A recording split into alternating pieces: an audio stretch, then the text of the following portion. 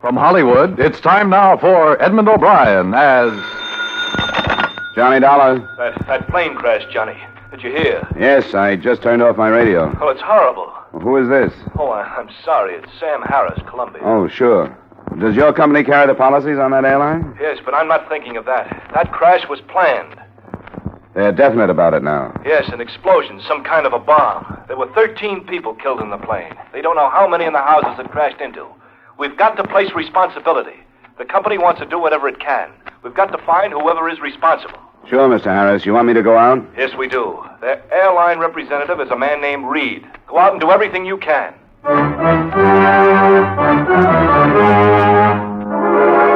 Edmund O'Brien in a transcribed adventure of the man with the action-packed expense account. America's fabulous freelance insurance investigator. Yours truly, Johnny Dollar.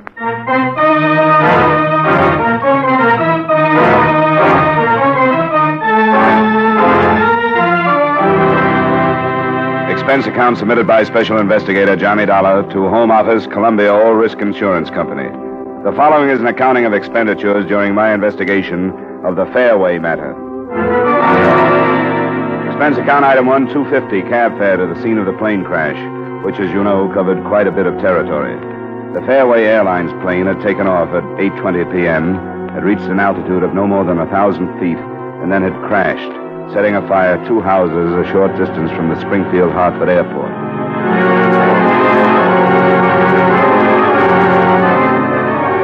I got there a little after 9:30. One house had been partially saved, but the other had been completely demolished. A family of 4 living in it had been killed. The parents of one child in the first house weren't expected to live. And beyond, twisted pieces of the plane were scattered across a field. Fragments still smoking and turned white by the foam from chemical extinguishers. Oh, there's nothing to do here, Mr. Stewart. Keep a home, we'll notify him. Mr. Reed? I've got to know about Mr. Carl Reed? Mr. Carl Reed? Yes, over here. What is it? Please, Mrs. Goodhue, please go and wait in your car. We'll let you know as soon as we can. My baby. My baby. Yes? What do you want? My name is Dollar. The insurance company sent me. Insurance company? Good Lord, this is hardly the time to worry about money, is it? I'm a private investigator. They've hired me to help in any way I can to fix the plane. Oh, I'm sorry, I misunderstood. I guess I... Oh, you have to excuse me, Mrs. Goodhue. There are some things I have to do. Come along, Mr. Dollar. She doesn't know about the explosion. And she thinks there's a chance her daughter wasn't on the plane. She was. She was the stewardess.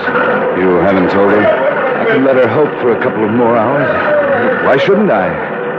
I've had to tell too many people. It's just horrible. I think even worse than if it had been an accident. When you know it was premeditated, when you know someone planned it. What kind of person would you have to be to plan something like this? It's hard to believe, Mr. Reed. But we have proof.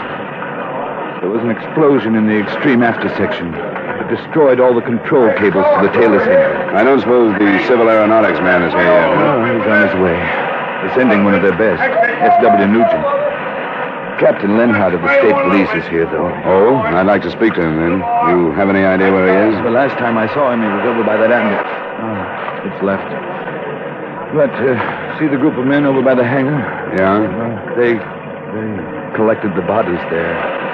Made as many identifications as possible. I know it's bad, Mr. Reed, but don't you go to pieces now. That wouldn't help at all. I'll be all right. I'll see you later. Yeah.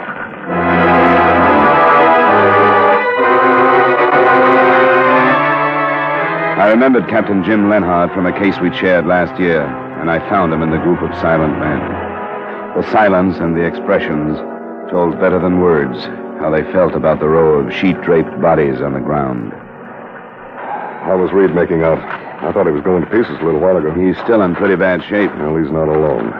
But for us, anyway, Dollar, it could have been worse. Plane could have been filled. Yeah, that crossed my mind. And you and I are thinking together, Captain, that our approach will be to find out if we can which victim was the planned victim. Yeah, with what we have now, I don't see any other way to start, do you? No. The possibilities, as I see them, are murder with a motive, suicide disguised, or a homicidal maniac. That must cover it. I have men covering the airport and a 2-mile circle around it. Their orders are to question everybody they spot, search every car. That's about all we can do tonight. Well, I'll see you in the morning, then, if it's all right with you. It sure is. I'm glad to have you on the case. I'll meet you in my office at 9. Good. Oh, there's another ambulance. And get the rest of these poor devils into the morgue. Try to find out who they are.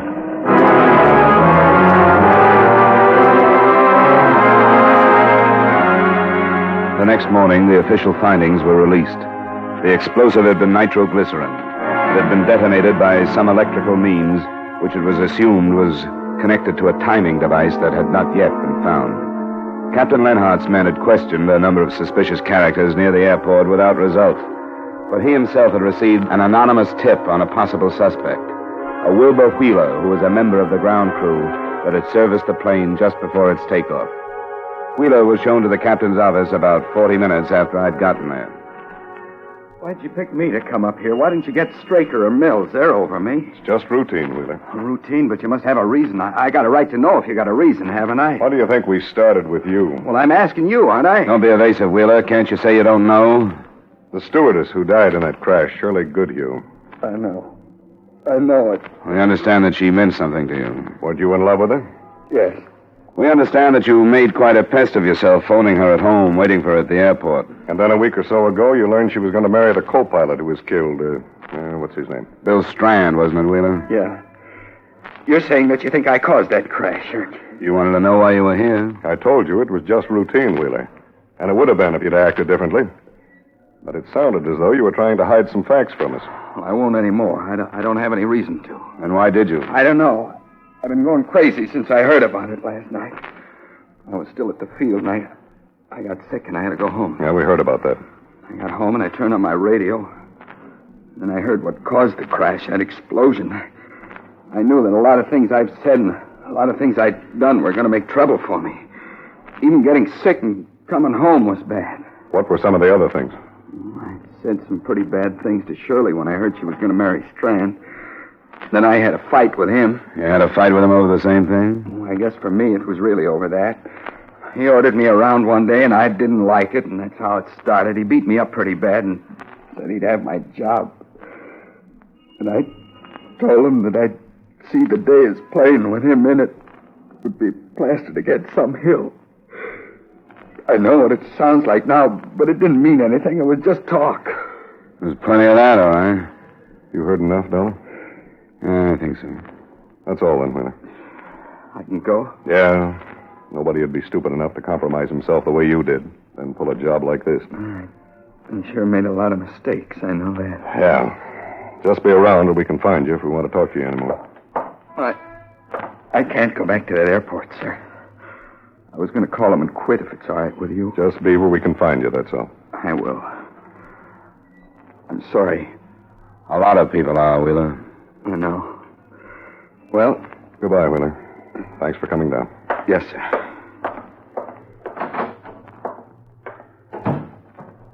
What do you think? The only reason I say forget him is because he's the first one we've questioned and things don't work out that way. Yeah. Collins, the man just leaving my office. Name is Wheeler, Wilbur Wheeler. Have 2 of the boys get on him and stay. I'll arrange to relieve him tonight. Yeah, thanks. I'd like to know what's in his background. I'd like to get a psychiatrist's reaction, wouldn't you? We'll learn about him. Now, let's get on this list of passengers and see what we can get from their survivors. We spent the rest of the day in the efforts of 6 more of Captain Lenhart's men preparing files on the 10 dead passengers. One file contained nothing but a name, Rupert Stone, gotten from the ticket office records as that of a man who had paid cash for space to Augusta, Maine. The Hartford address he had given was non-existent, and the phone number rang a bakery where no one had ever heard of a Rupert Stone. That one we dropped until the accurate identification of the bodies was complete. Lenhart and I started out to follow up a couple of the others that evening.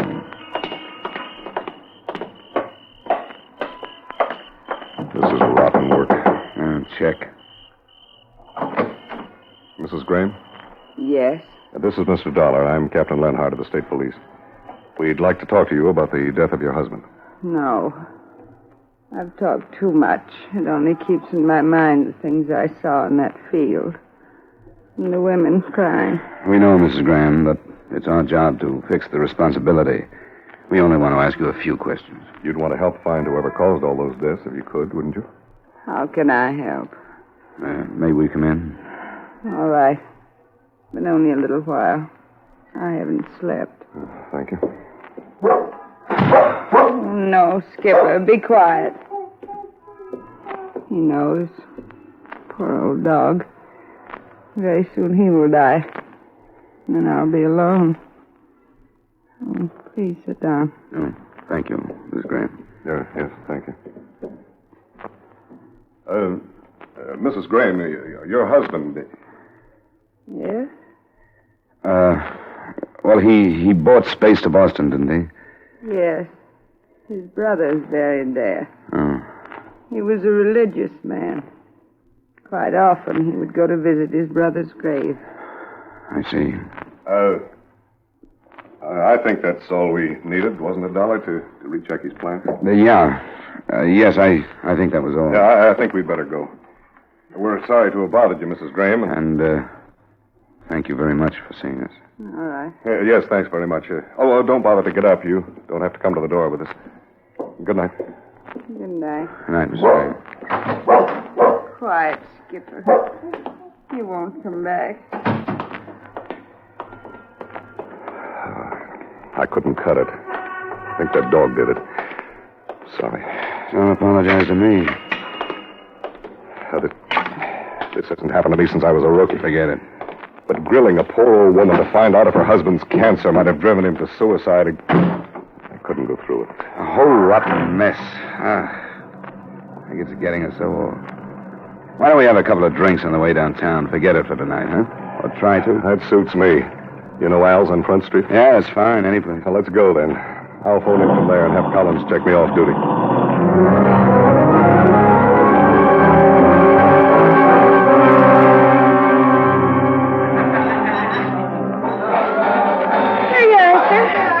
Your friend didn't leave. No, he had a phone. I'll catch it. $1.60, sir. That's good enough. Keep it. Thank you. Oh, here he comes. Well, drink up, Dollar. I guess I'll have to waste mine, because it seems I'm not off duty. What happened? Well, we're back to that stewardess again. The explosive has been checked to her equipment. The lab men say some twisted metal they found used to be a first aid box. They think it was in there. That brings Wilbur Wheeler back again, too, huh? He's been picked up right now. I don't think I need this drink to get through a session with him.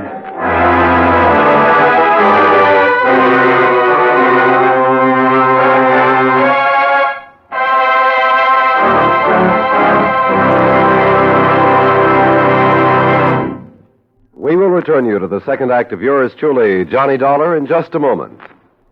Lee Tracy plays his rollicking screen role of Hildy Johnson, newspaperman, in Hector MacArthur's perennial comedy, The Front Page, tomorrow night on CBS Broadway Playhouse.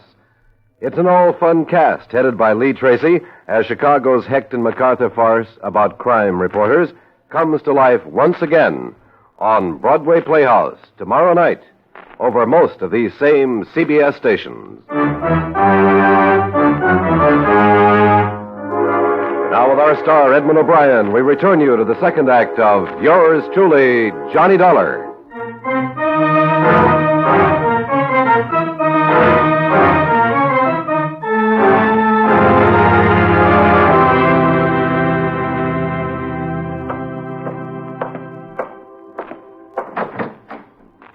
Not necessarily, Wheeler, not necessarily. Well, I heard you do. Did you locate Carl Reed, Dollar? Yeah, he was at home. Poor guy's been under doctor's care, but I think I got what we need. How have you two been getting along? Yeah, Wheeler just got here. We were covering the point of whether or not I have a right to have him brought down here. Maybe I'm wrong. You are. Didn't you want to come, Wilbur? I guess I don't like the idea of being loaded into a police car twice in one day with everybody in the block gawking at me. A lot of people have been loaded into police cars today, Wheeler. They were glad to come in and do anything they could to help clear this thing up. Well, I want to help, too. I didn't mean it that way. We're glad to hear that. How long have you worked for the Fairway Airlines? About a year and a half, I guess. What'd you do before that? What do you mean? You still think I had something to do with that crash? That's what you mean, isn't it? We'd like to find out who did. Wouldn't you? But you think I did it, and I didn't. I told you I didn't. Even you said I didn't. And it sounds like you've got nothing to worry about, so calm down and answer our questions. I want to know why you're asking questions like that. Why did you bring me back here? Because some new evidence has turned up. That's why. What does that have to do with me? It has to do with Shirley Goodhue. I don't know what you mean. I don't know what you're talking about. I told you everything there was about her and me. Did you know that she carried a first aid kit aboard the plane last night? First aid kit? I don't know what you mean. You don't? After working there a year and a half? What did you do on the plane? I brought food on, checked the water, and a few other things. Things that the stewardess would be involved in. She'd be there with you, wouldn't she? Yeah, but I don't know what you're driving at. I don't know what you mean. In the back part of the plane? Yes. Shirley was there, and you were there last night. Yeah, but I... Where did she put her first aid kit, Wheeler? Why do you ask me that? I don't remember. I didn't notice. They had a place they kept it, but I didn't notice. Was it open? I don't know. What was in it? If I knew what you meant, I don't know why you're asking me these things. I talked to Mr. Reed, so I know about these things. Fairway is an unscheduled airline, so they have their own particular routines. One of them is that this first aid kit is the stewardess's responsibility. Each one is a kit. They take it off the plane when they leave, and they bring it aboard when they report for work. I don't know what you're talking about. The explosive, Wheeler. The nitroglycerin that was hidden in that first aid kit. I didn't put it there. That's what you mean, but I didn't do it. I didn't know anything about it. Enough explosive to tear out the whole tail assembly. I didn't do it. I didn't. 13 people in that plane, Wheeler. 4 people in one of the houses it crashed into. Probably 2 more in the other. I didn't do it. I didn't do it.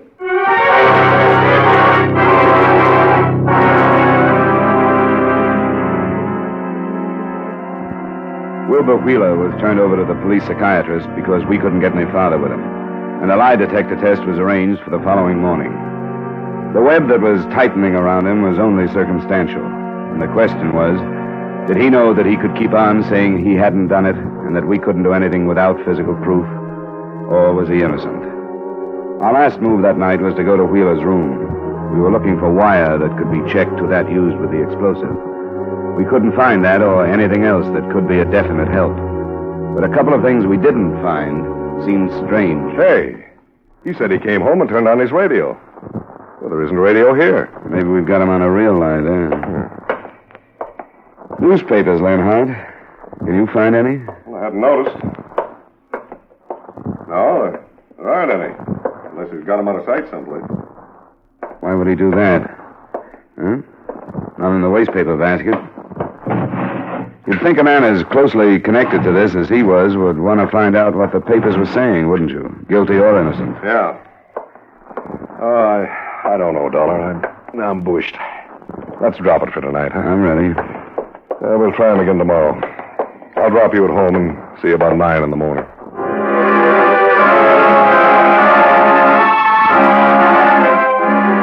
The next morning, Lenhard and I talked to the psychiatrist who'd spent a couple of hours with Wheeler. In technical terms, what he said was that Wheeler was definitely suffering from a severe guilt complex. But whether that meant he had actually committed the crime or had only wished secretly that harm would come to Miss Goodhue wasn't clear yet. In terms of evidence, that meant nothing. The lack of a radio or newspapers in his room, the doctor tossed off as meaning merely that Wheeler was hiding from actuality. As Captain Lenhart put it, if that doctor thinks he helped my mental condition, he's wrong.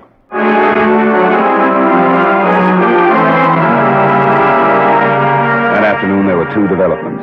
The first one was the report that the results of Wilbur Wheeler's lie detector test were negative, but his reactions put the mark of guilt all over him. The second came from the Fairway office of Carl Reed. He'd been unable to locate another of his stewardesses, and when finally he'd sent someone to her apartment, she'd been found, shot to death. We met Mr. Reed at the scene of the second crime.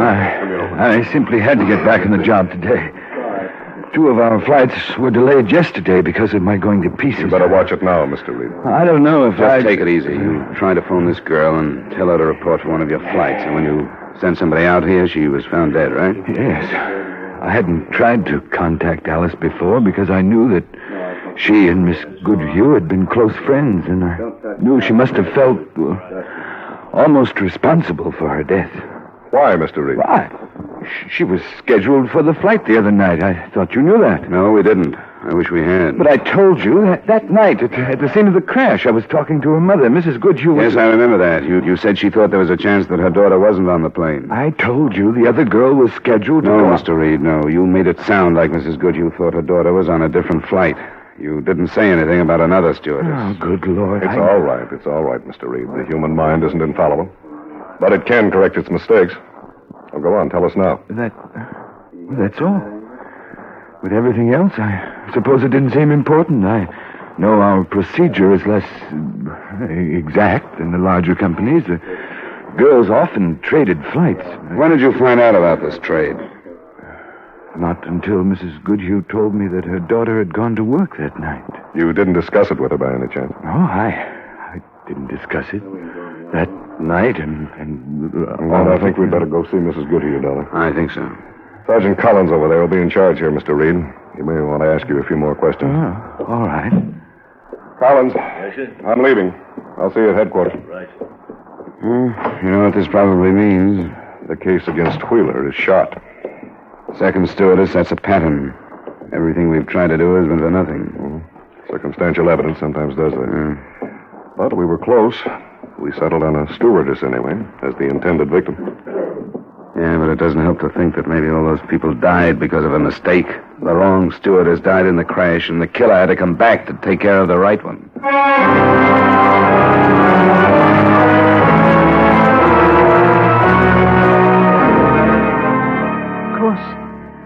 Of course, I'll tell you anything I can. Well, we've just learned that your daughter wasn't scheduled to be on that plane, Mrs. Goodhue. No, she wasn't. Do you know why she happened to be? We understand that she and Alice Turner exchange flights quite often, but do you know how it happened the other night?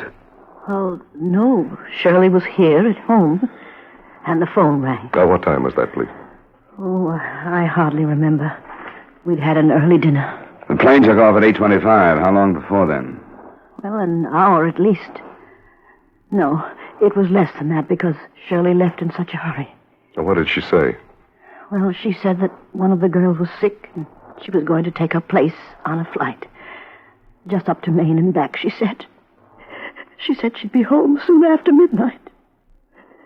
I've never liked rushed decisions, and I've always worried when Shirley left in a hurry like that. She did it quite often? Yes. Yes, they all did it. 6 of them live here in Hartford. I never liked it. Did she trade more often with Alice Turner than the others, do you know? Well, I don't think so. No, it was an agreement, almost a code. If one of them couldn't work, one of the others would fill in. Well, then it's possible that Alice Turner called some of the others before she called your daughter. Yes, it is possible. And I wish that I...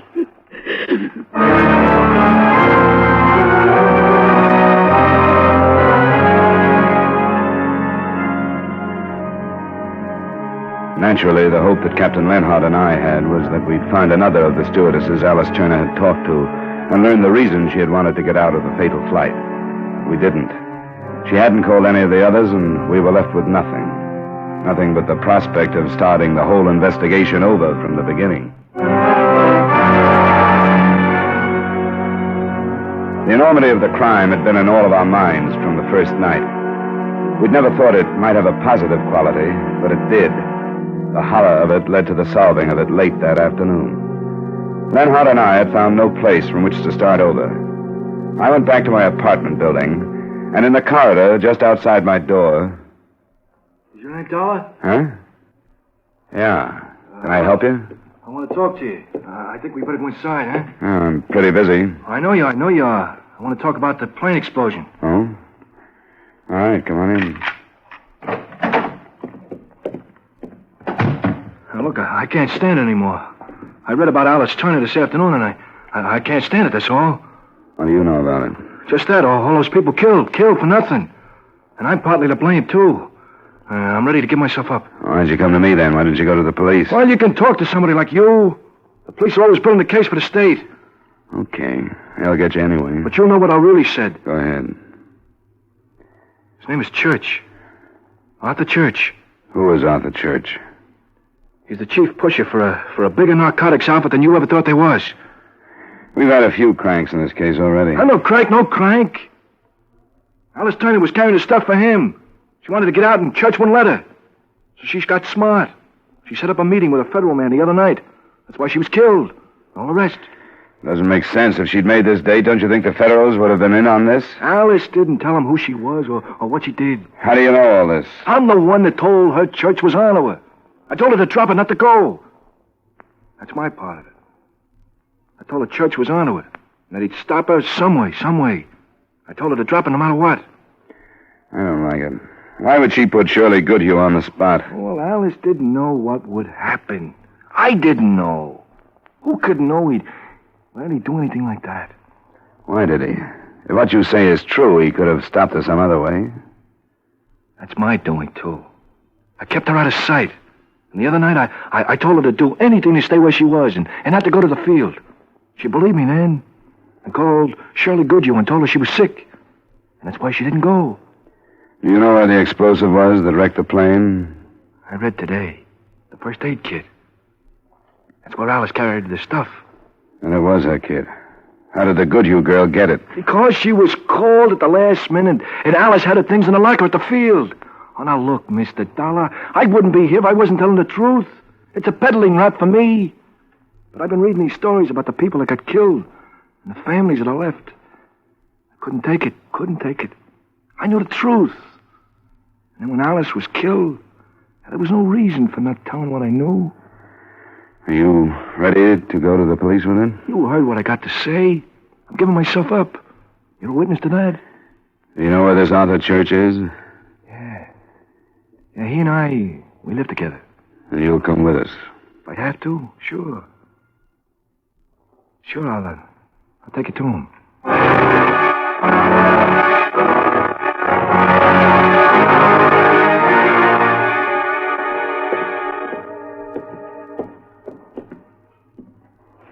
This it, Moran? This is where I left him. You go in then and tell him who's here. All right. Just call him naturally now. All right. Are you here? I'm here, you dirty... Get out of the way. I got it.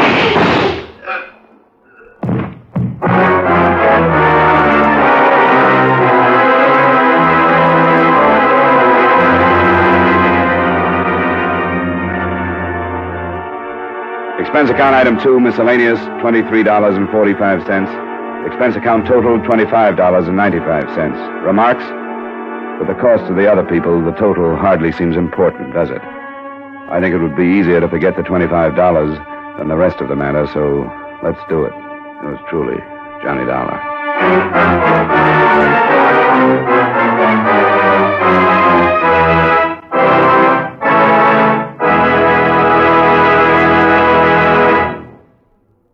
Yours truly, Johnny Dollar, stars Edmund O'Brien in the title role and is written by Gil Dowd with music by Eddie Dunstetter. Edmund O'Brien can soon be seen in the Paramount Pictures production Warpath. Featured in tonight's cast were Peter Leeds, Ray Hartman, Martha Wentworth, Bill Boucher, Victor Perrin, and Virginia Gregg. Yours truly, Johnny Dollar, is transcribed in Hollywood by Jaime Del Valle.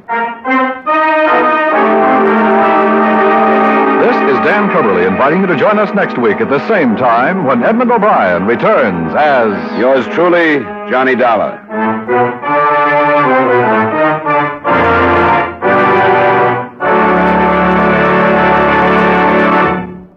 Every time you buy a United States defense bond, you help in our defense effort, and you help build your personal security. Yes, defense bonds are good for you and good for your country. Remember, defense is your job.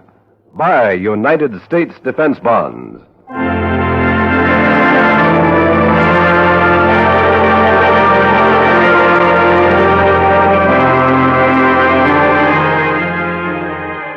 Many people find their way to the police lineup.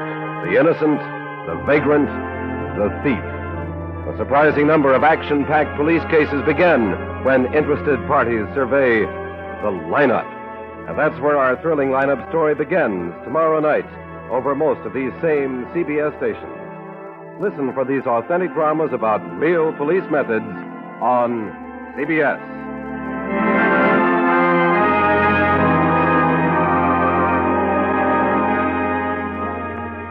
This is CBS, where you'll never lose when you follow the news on the Columbia Broadcasting System.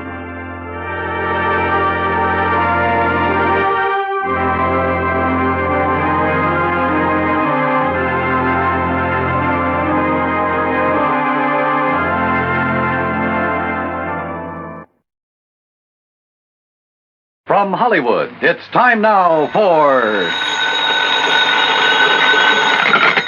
Johnny Dollar. Ralph Single, Johnny. At Mono Guarantee Insurance Company. Oh, hi, Rip. How's Hollywood's most eligible bachelor? Listen, do you know who Hildy Ransom is? Are you kidding? That gal's coming out party hit the society column of every newspaper in the country. Yeah, I know. So, how'd you like to have a date with her? Hey, wait a minute. Weren't you dating the luscious Hildy Ransom a while back? Yeah, I was, but I threw her over. Oh, Rip, you just don't appreciate the finer things of life. Oh, no?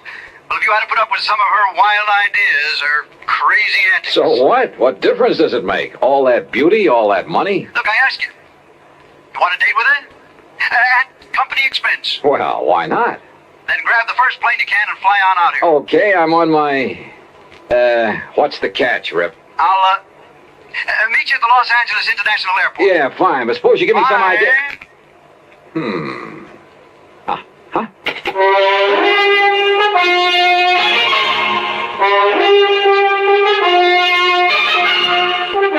Bob Bailey in the exciting adventures of the man with the action-packed expense account, America's fabulous freelance insurance investigator. Yours truly, Johnny Dollar.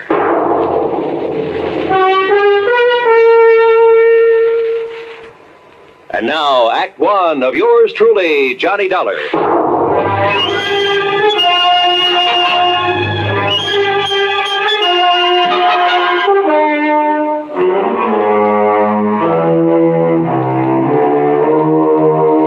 Expense account submitted by Special Investigator Johnny Dollar to the Mono Guarantee Insurance Company, Los Angeles office. Following is an account of expenses incurred during my investigation of the delectable damsel matter.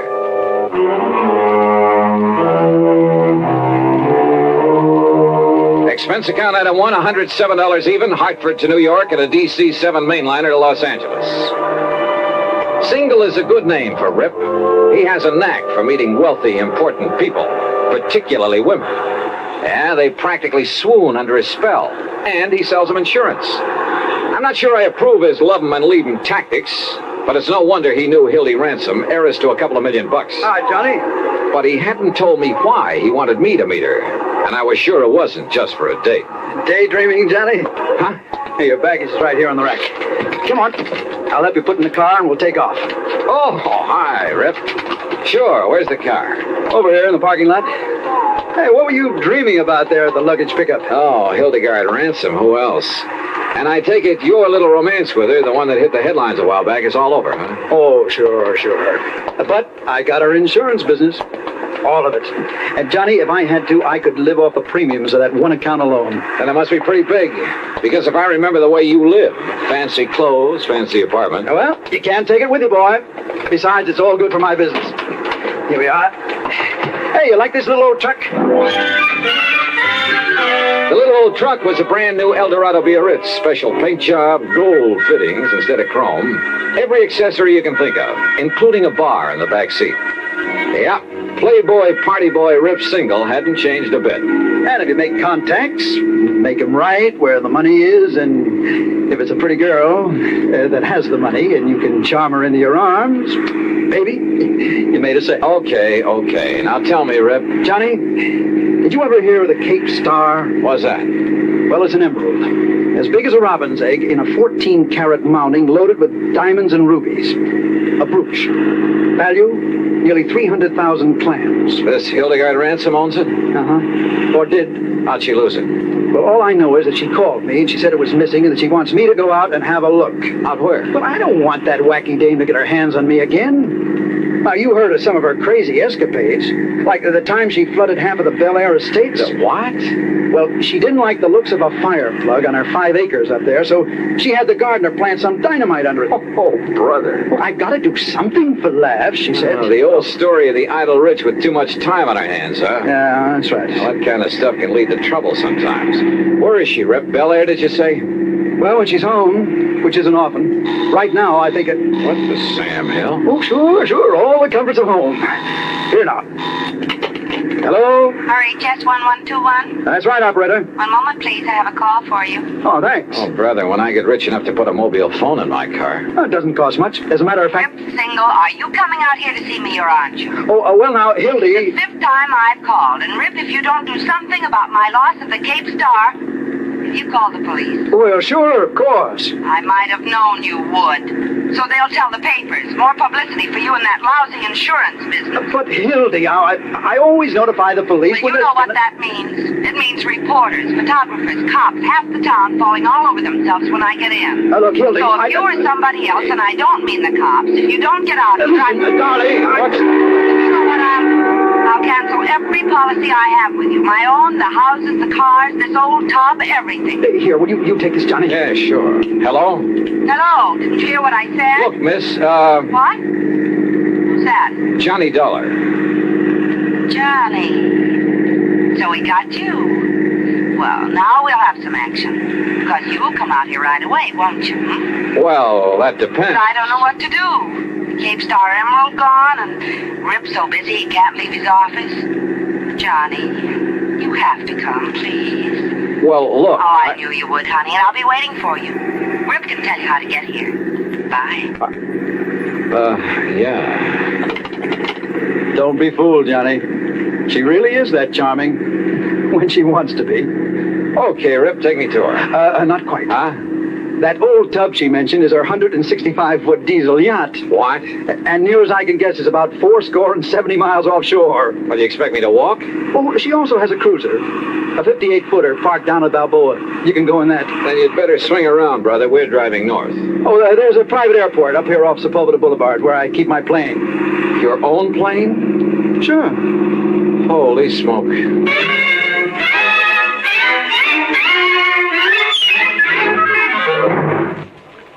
Act 2 of yours truly, Johnny Dollar, in a moment. And now for another episode in the life of Sergeant Donald Bellwether, my husband.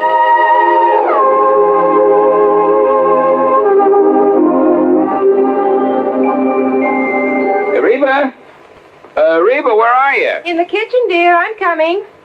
Donald, what are you doing home so early? Are you sick? No, I'm not sick. I came home early to get some work done, but you're going to have to help me. Help you with what? Well, you got me into this. You're going to have to help me get out. Donald, you're not making sense. What did I get you into? Well, it all started this morning. I walked into the lieutenant's office and I started bragging about how well my wife delivered her speech on safety at the PTA meeting. Aw, that was sweet of you. Yeah, sweet, but the lieutenant was quite impressed. In fact, he was so impressed he assigned me to give a talk on safety tomorrow at the enlisted men's meeting. Well, good for you, Sergeant. You can do it. Well, gee, I don't know, Reba. What'll I say? Well, just say that, well, wait a minute.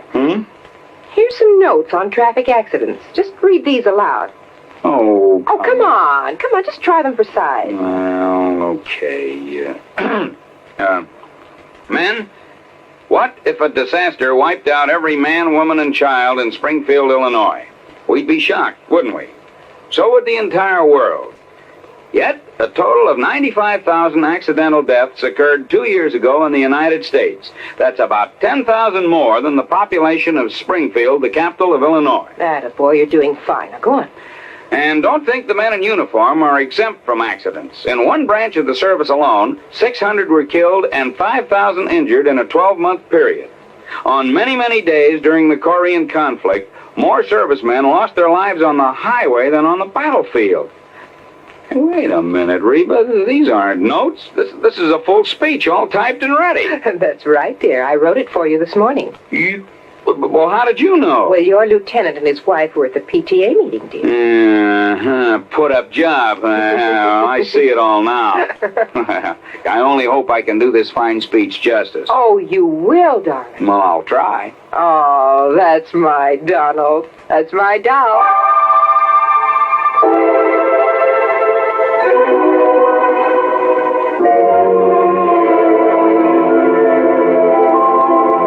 And now, Act 2 of yours truly, Johnny Dollar, and the delectable Damsel Matter. During the ride from Los Angeles to Balboa in Rip Single's private plane, he admitted to me that he hadn't made all his money in the insurance business. Seems a rich uncle had conveniently died some years before.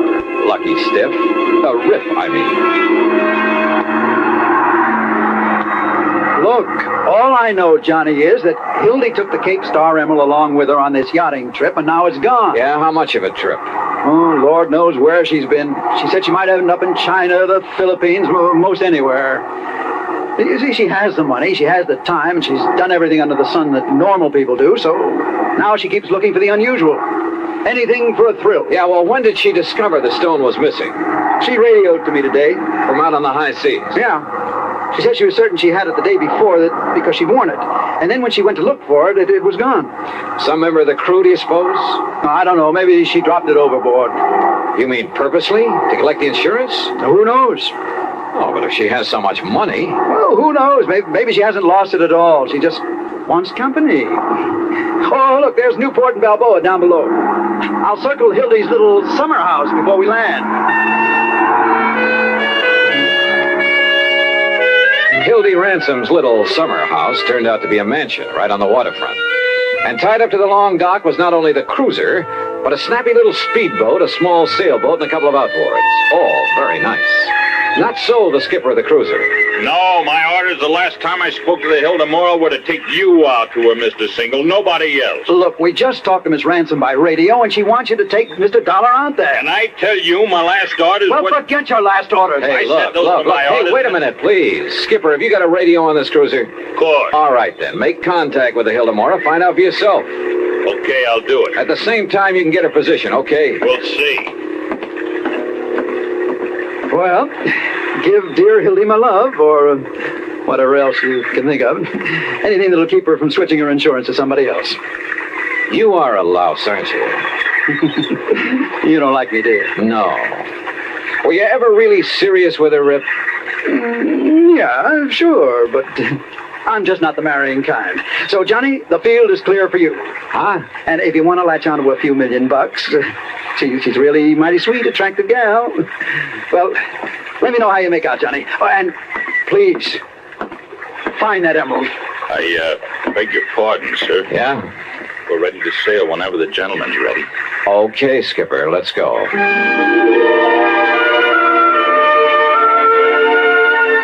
The cruiser turned out to be a dilly, luxury from stem to stern. And the trip out to the Hilda Mora took much longer than I'd expected. In spite of the powerful engines that sent us through the water at over 18 knots, it was well after dawn the next morning when we hove to alongside the Hilda Mora. And that 165-foot diesel yacht made the cruiser look like a broken-down rowboat. As for Hildy Ransom, 5'6" or 7", she was blonde and she was beautiful, with quick blue eyes that had fun and laughter sparkling in them, and a figure. Well, come on, Johnny, come aboard. And Marty, you keep the cruiser around in case Mr. Dollar wants to go ashore again. Hi, sir, Miss Ransom. Hi, Johnny. Welcome aboard the old tub. You call this floating palace a tub? Well, after the holes that got shot into it, it's a wonder we're still afloat. You've been shot at? Off Formosa on the China coast. We had a ball. For a while, I thought some of the red aircraft were going to strafe us one night. Holy. But it got too dark for them, and the captain, the old fuddy-duddy, turned off all our running lights, and we headed out to sea again. What under the sun were you doing off the China coast, Miss Ransom? No, it's Hildy. Oh, just finding out what goes on in the world. You know what I really wanted to do? What? Pay a visit to Joe and Lai. The Red General? Why not? But they wouldn't let us ashore long enough without a lot of fuss and bother, so... Now, let's go into my quarters and talk about the Cape Star. Yeah, okay. I could kill that Rip Single for not coming out here, but I'm so glad you could.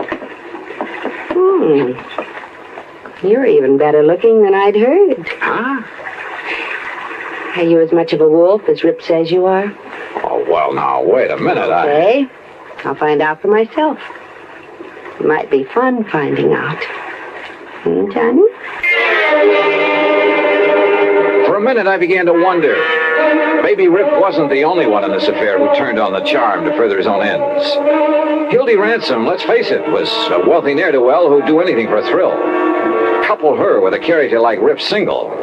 Yeah, I wondered.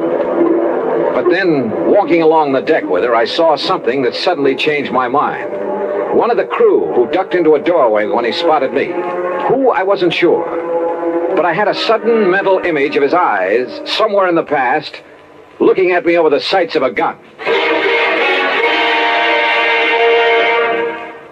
Act 3 of yours truly, Johnny Dollar, in a moment. Do you know who said, "That man is free who is protected from injury"? Those words came from Daniel Webster, one of the most eloquent orators in American history. Webster knew that a man could not be free unless he lived in a country which recognized his right to freedom and created laws to protect that freedom. A slave state may say that its citizens are free, but as long as a single citizen can be harmed by the whim of a country's rulers, true freedom does not exist. A man is free only if his rights to freedom are protected.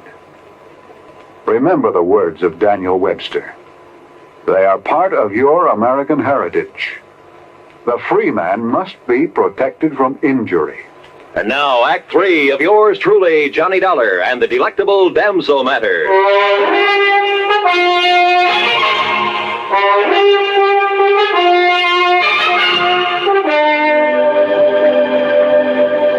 I suppose I could have waited till we got in to report the loss of the emerald, but sit down, Johnny, and I'll have some drinks brought in. Okay, thanks. Now listen. Because of where we've been on this trip, we'll have to go through customs, and there'll be the police and the reporters and so on. And whoever took the Cape Star might have a chance to... Oh, what's the matter? That drawer where I kept it. I'm sure I left that closed after I'd hunted for it, and... Excuse me. Johnny. Yeah. Look, it's here. The Cape Star, it's back. You're sure? Yes, of course. Here, look at it. And you're sure it wasn't there before? Of course I am. I turned this cabin upside down. Hildy, this isn't some kind of a gag, is it? What? I mean, you're having me come all the way out here to find something that wasn't lost after all? Johnny! Oh, Johnny, how can you say such a thing? Of course not. But now that you are here, and the star is safe and sound, I think we'll have fun together, Hildy. I've got so tired of the other guests I have on board. That stuffy old Professor Randolph and his boring wife, and Charlie Burton, and that girl he's always fawning over. The Cape Star was actually missing? I swear it, Johnny. All right, then. I still have a job to do. I want to meet these guests of yours. Also, I want to talk to the crew. Of course, Johnny. But later, I'll have some drinks brought in, and we can plan ourselves a ball between now and when we put into port. Oh, yes? Miss Ransom. Yes, Captain. One of the men, one of the crew, name's McCarty. Yes? It looked like appendicitis, ma'am, and I took the liberty of sending him ashore in the cruiser. It'll get there long before we can. Well, of course, Captain. You've done exactly right. Wait a minute. I'm not so sure of that. Why, Johnny? McCarty, huh? Short, dark, with a scar on his chin? Yes, sir. They've already left. What? Yes, sir. 10 to 1 that McCarty is the man I want. Johnny. Hildy, we gotta stop. A radio call to the cruiser brought no response, and I had a sneaking suspicion the skipper of it had a gun in his back, a gun held by the supposedly sick McCarty. And the yacht, despite her size and power, could never catch up with that cruiser in 1,000 years. If you're right, Mr. Dollar, we'll radio to the Coast Guard to intercept it. But I couldn't be sure that I was right. And then I noticed the speedboat slung between davits on the yacht's afterdeck. Of course, Johnny. And I'll go after them with you. Oh, no, you won't. Just for kicks, huh? Please. No. Then 6, 8, 10 minutes later, however long it took to get the speedboat overside, the first mate and I were tearing across the ocean in pursuit of the cruiser. That cruiser will do an even 20 knots if he opens her wide, Mr. Dollar. But she's no match for this, baby. And pour it on. Come on, you see him yet? Sure do, dead ahead. Yeah, I see him too. Well, where's the skipper? McCarty's up on the bridge alone. Hey, look out, that puff of smoke. He's shooting at us. Then hang on, I'm going to swerve around. But he'd never hit us at this range anyhow. Stay down low. He might get lucky. You got a gun to answer him? No. Well, there's a Berry pistol. Use it for shooting up distress flares. Where is it? This cabinet under the dash. You see it?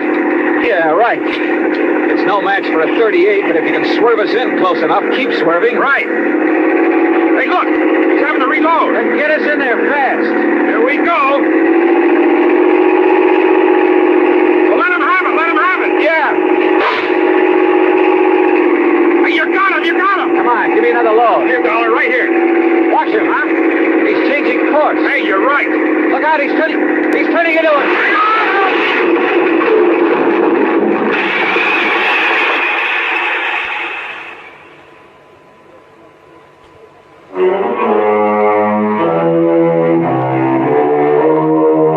I kind of pieced things together after the yacht, the Hildy Ransom, picked us up. By sheer luck, my shot with a flare gun had struck McCarty full on. He was badly burned. And after the smash-up, the mate had pulled me out of the drink. By then, the yacht caught up with us. And do you know what he was doing, Johnny? That man who called himself McCarty? Hi, Hildy. Smuggling. Narcotics that he picked up in China. Yeah? He knew he'd never get through customs when we came to port, so he stole the Cape Star. Just long enough to make sure the cruiser would come out to us. He knew I'd sent for somebody. Oh, yeah, I get it. Then he played sick to go back on the cruiser. That way he'd avoid customs and the police. Yes, honey. Where is he now? Below, locked up. And after the way you hit him with that flare. Well, now he is sick. Darn it. Darn it. We didn't have to get him into a doctor. Gee, Johnny, you and I could cruise around and... Well, it will be 2 or 3 days before we get to port.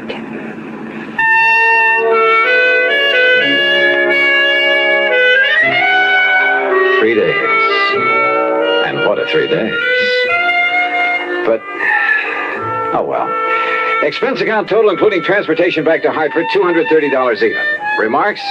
It's funny, isn't it? You never know what you're going to get into when you take on even the most routine kind of case. Yours truly, Johnny Dollar.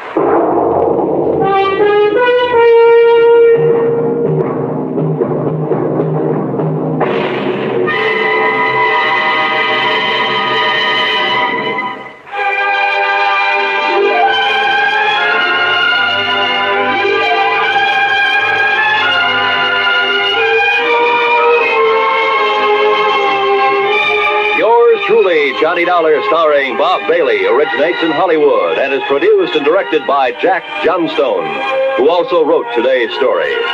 Heard in our cast were Virginia Gregg, Chet Stratton, Barney Phillips, Jack Moyles, and Frank Gersto.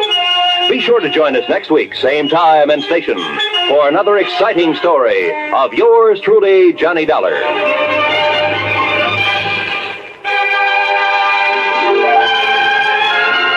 This is Roy Rowan speaking.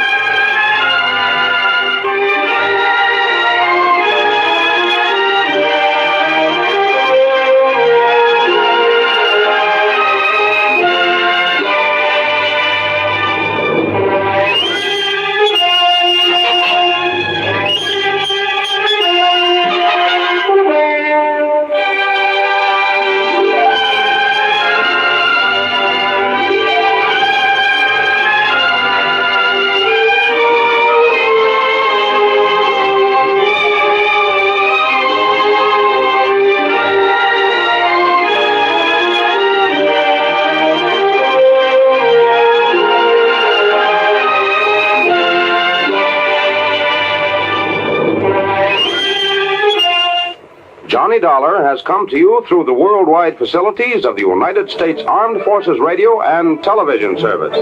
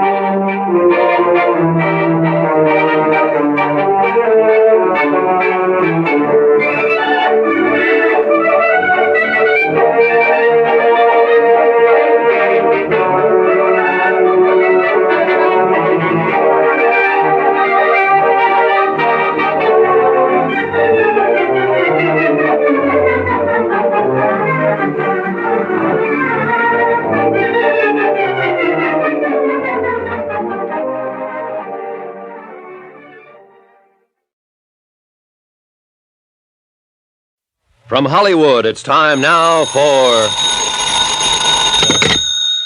Johnny Dollar. Johnny, this phone number you left for me to call. Are you at Bellevue Hospital? Yeah, Randy. What's wrong? Are you at headquarters? Yeah. A truck ran over Mike Flynn, and I'm sure it was deliberate. But he's alive, I hope. He was 4 hours ago when I dragged him in here. Indestructible Mike. I'm not so sure this time. What about that truck? Did you get the license? Yeah, the boys at the 1st Precinct are working on it.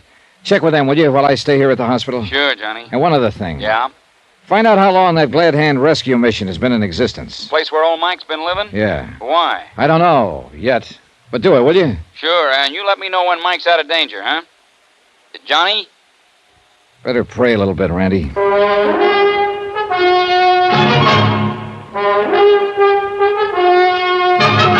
Tonight, and every weekday night, Bob Bailey in the transcribed adventures of the man with the action-packed expense account, America's fabulous freelance insurance investigator. Yours truly, Johnny Dollar.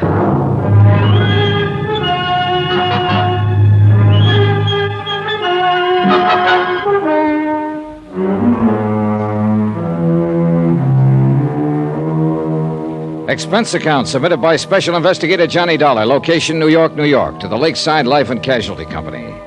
Following is an accounting of expenditures incurred during my investigation of the indestructible Mike matter.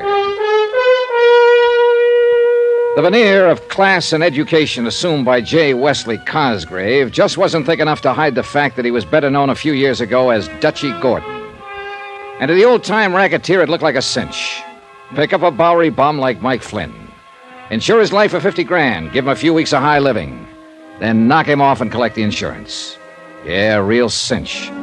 Especially for Cosgrave, who'd learned as far back as the early days of Prohibition how to employ hired thugs to do the dirty work, while he sat back and collected the profits. I knew as surely as I'm sitting here that Cosgrave was behind the knifing, the shooting, and now this accident to old Mike. But how to prove it? Yeah, sitting here in the waiting room of the hospital, waiting for some word of Mike's condition. Mr. Dollar? Oh, yes, Doc. Can I see him now? Very shortly, I believe. Oh, how is he? Is he There's gonna... a phone call for you at the floor desk. Oh. This way, please. Thanks. But how is Mike? Doc, how is he? You'll be able to see him shortly. Here you are. Oh, thanks. Johnny Dollar. Ah, Mr. Dollar, I was quite sure that you would be there at the hospital. This is J. Wesley Cosgrave. What made you think that? Why, because of the accident to Michael Jeremiah Flynn. How did you know about it? I kept it out of the papers. I find it helpful to know about a lot of things that don't get into the papers. Well, your boy goofed, Cosgrave. Mike is still alive. My boy? You know as well as I do, Dutchy, that one of your mob was at the wheel of that truck that ran him down. You better keep your yap shut, Dollar, or I thought I made it plain to you earlier that I no longer have any connection with the doings of the, shall we say, underworld. Oh, sure. As for poor old Mike, I understand it was an accident, very unfortunate. Knock it off, Cosgrave. I was there when it happened. Oh? Yeah. Pretty stupid of a would-be killer to try that with an investigator right next to Mike, wasn't it? Did you see the driver of the truck? Suppose I did. You say he wasn't one of your boys, so what difference would it make to you? Why, none at all. Did you see him? Why don't you worry about that for a while? Again, I waited. Sat and waited. And paced the corridor of the hospital. Outside, the sun sank slowly behind the horizon of skyscrapers, and the busy clamor of the day's traffic segued to the softer, muffled, but still busy traffic hum of night. And I waited. And smoked. And waited. Finally, it must have been close to midnight. The nurse led me quietly down the hall and indicated the private room that I'd had set aside for Mike. After brief instruction about not staying too long, she pushed open the door for me and she tiptoed away. And there, lo and behold, in all his glory, his head swathed in bandages but wearing a smile a mile wide, sat indestructible Mike. Hi there, Johnny. Mike! Oh, Mike.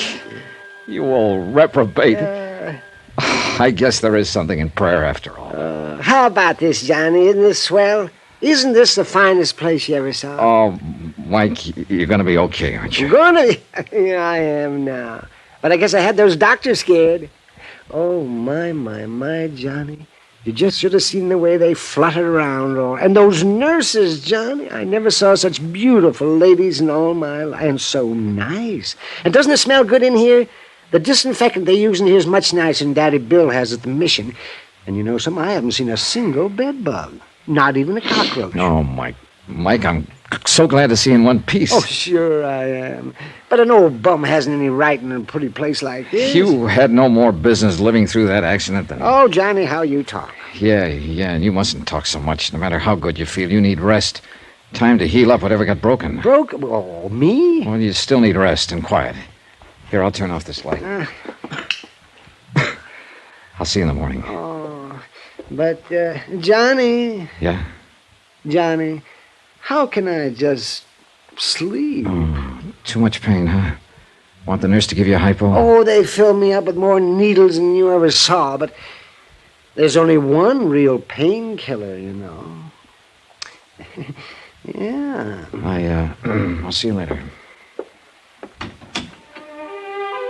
If the administration of Bellevue Hospital ever found out that I was back in Mike's room a few minutes later, and why, they'd probably have my neck. But I didn't leave the whole bottle with him, I swear it. Only about 3 fingers in his water tumbler. And the blissful expression on his face as he closed his eyes to sleep made me sure I'd done right. Item 15180, taxi back to my dingy little hotel. And I thanked whatever gods may be that old Mike had pulled through. He'd been right. They just couldn't seem to kill him. So far. But I knew they wouldn't give up. Not with $50,000 at stake. 50,000 more to line the pockets of Dutchy Gordon, who I was sure was just as much of a racketeer as ever, despite his present name of J. Wesley Cosgrave and his pretense of gentility. Because his henchmen had always feared to squeal or died violently before they could, the police had nothing on him. My job was to find one of the mob, make him sing. But how? I guess I was still thinking or dreaming about it when my phone rang the next morning. Hello, J. Dollar. This is J. Dollar. Hello. Oh. Johnny Dollar. Hey, you still in bed? Mm-hmm. Oh, Randy. Yeah, I thought you were going to call me. Is he still alive? He sure was when I last saw him at about midnight. Well, that's a miracle after what that truck did to him. And say, Yeah? The boys downtown found that truck. Yeah? Yeah, it had been stolen and was abandoned. Did they find any prints on it? Plenty. Whose? Lefty Skillman. Well, have they picked him? Yeah. They found him all right, tied up in a sack floating in the East River. Old-time gangster style. Oh, so help me, I knew that when Cosgrave You found say out... Mike's going to be okay? Randy, he was sitting up in bed, perky as a cockatoo. No. I don't know how he does it.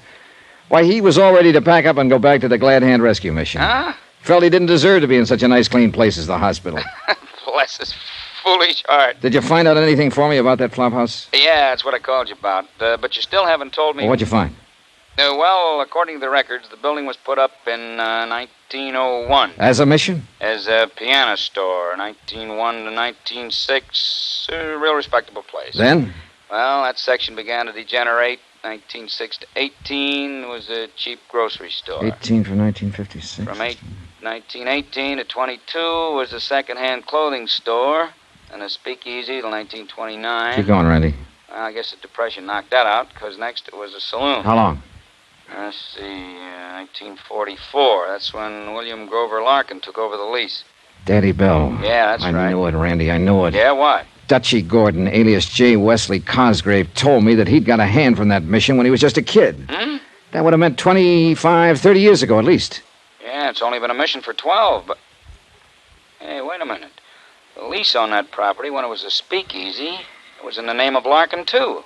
Add one more fact, Randolph, and you see what I'm getting at. What's that? Your own police files show Cosgrave was still in the rackets in 44. Yeah, but on a charge that we couldn't substantiate. Right. Tie him up. Cosgrave was a rum runner during Prohibition. Daddy Bill ran the speak for him since 1944. Whoa, now, boy. You're trying to build a case on purely circumstantial evidence. All right, but I think I can make it stick. Now, listen. Where does Cosgrave get the thugs for whatever job he's pulling now? If he is. Of course he is. And he gets them out of that flop house. The boys he gives jobs to that are never seen again, remember? Yeah, wow. Hey, maybe it does tie up. Oh, you bet your sweet life it does. At least I'm going to tie it up. Yeah, no. Take it easy, Johnny. Just how are you going to go about it? Well, the first thing I'm going to... Well, hold it. Well, what's the matter? Somebody outside the door of this room, I think. Hold on, Randy. Yeah, no. Wait a minute, Johnny. All right, what do you think you're doing? Johnny, hello! Whoever hit me with whatever he hit me with wasn't fooling me. In the second before I passed out, I vaguely remember hearing a voice, the voice of the room clerk, shouting at whoever it was, and the sound of footsteps running away. Then blackness, and a dark, heavy throbbing in my head.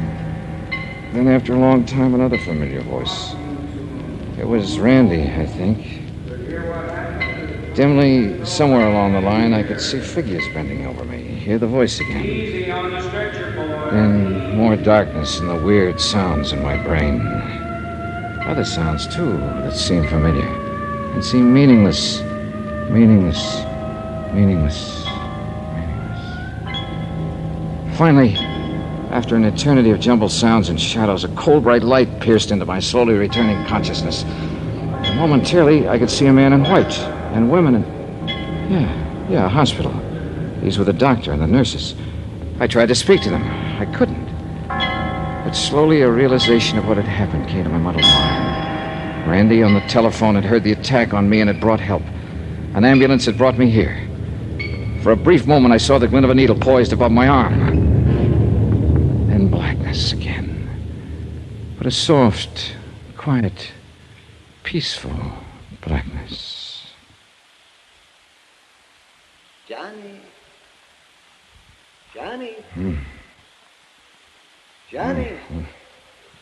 Oh, wow. Well, what is it?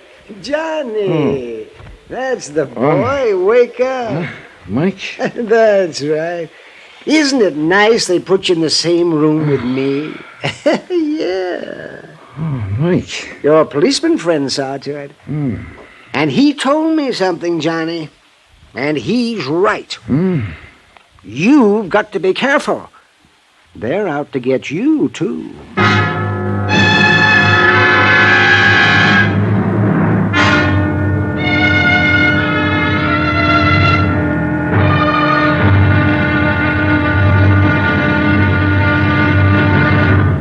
Now, here's our star to tell you about the final intriguing episode of this week's story. Tomorrow? Well, old Mike may have been indestructible, but I knew by now that I wasn't. So tomorrow, the wind-up. It had to be while I was still alive. Join us, won't you? Yours truly, Johnny Dollar.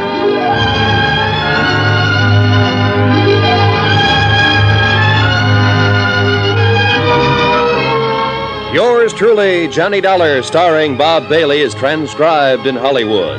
It is produced and directed by Jack Johnstone, who also wrote tonight's story. Be sure to join us tomorrow night, same time and station, for the next exciting episode of Yours truly, Johnny Dollar. Roy Rowan speaking.